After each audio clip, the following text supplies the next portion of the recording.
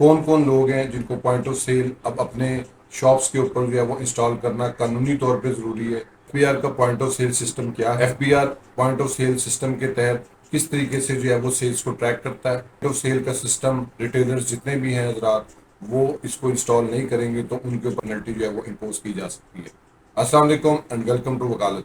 आज का legal topic point of sale से रिलेटेड है कि पॉइंट ऑफ सेल जो है वो सिस्टम क्या है, किस किस को पॉइंट ऑफ सेल सिस्टम जो है वो एफबीआर के अकॉर्डिंगली अपने शॉप्स के ऊपर जो है वो इंस्टॉल करना ज़रूरी है, और अगर वो उसको नहीं करते हैं तो उसके क्या कॉन्सिक्वेंसेज जो है वो इनको फेस करने पड़ेंगे। वीडियो शुरू करने से पहले मैं आपसे रिक्वेस्ट करूंगा मेरे फेसबुक पेज को लाइक करें, यूट्यूब चैनल को सब्सक्राइब करें ताकि लीगल टॉपिक्स पे इसी तरह मैं एडवाइस आपसे शेयर करता हूँ। अब आ जाते हैं अपने असल टॉपिक की तरफ कि पॉइंट ऑफ सेल सिस्टम क्या है। पॉइंट ऑफ सेल सिस्टम एक ऐसा सिस्टम है जो एफबीआर ने सॉफ्टवेयर के जरिए इंटीग्रेट किया हुआ है, जिसके जरिए जो है वो जब भी कोई सेल एग्जीक्यूट की जाती है और जो प्रोडक्ट्स हैं उनको स्कैन किया जाता है बिल जनरेट करने के लिए, तो उस बिल की एक कॉपी जो है वो एफबीआर के ईमेल एड्रेस के ऊपर जो है वो उनको मेल आउट हो जाती है, जिससे उनको जो है वो सेल का जो है वो पता चल जाता है। इस पर्पज़ को डिज़ाइन इसलिए किया गया था ताकि सेल्स टैक्स की कलेक्शन को जो है वो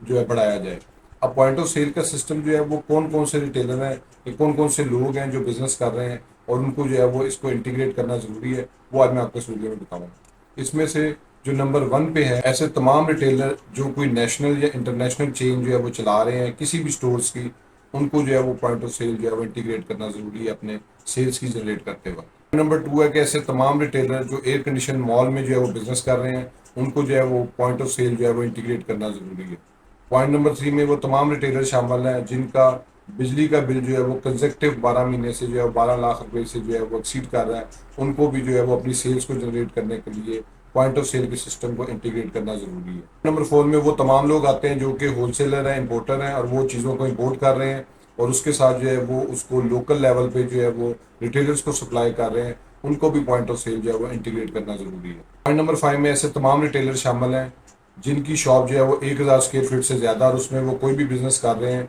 उनको पॉइंट ऑफ सेल इंटीग्रेट करना ज़रूरी है। उसकी नेचर ऑफ बिजनेस इफेक्ट नहीं होती, लेकिन अगर वो फर्नीचर के परचेज और सेल को जो है वो डील कर रहे हैं तो उस सूरत में जो है वो उनकी शॉप 2000 स्क्वायर फीट की रिक्वायरमेंट के मुताबिक होना ज़रूरी है। 6 नंबर पे वो लोग शामिल हैं जो कि अपने बिजनेस की लेन देन के अंदर सेल्स के वक्त जो है वो डेबिट कार्ड या क्रेडिट कार्ड को as a mode of payment जो है वो एक्सेप्ट करते हैं, उनको भी पॉइंट ऑफ सेल जो है वो इंटीग्रेट करना ज़रूरी है। 7 नंबर पे ऐसे तमाम लोग जो कि ज्वेलरी के बिजनेस से रिलेटेड है, ज्वेलरी का कारोबार कर रहे हैं, किसी प्रेशियस स्टोन या प्रेशियस मेटल की सेल परचेज का काम कर रहे हैं, उनकी शॉप अगर 300 स्क्वायर फीट से ज़्यादा है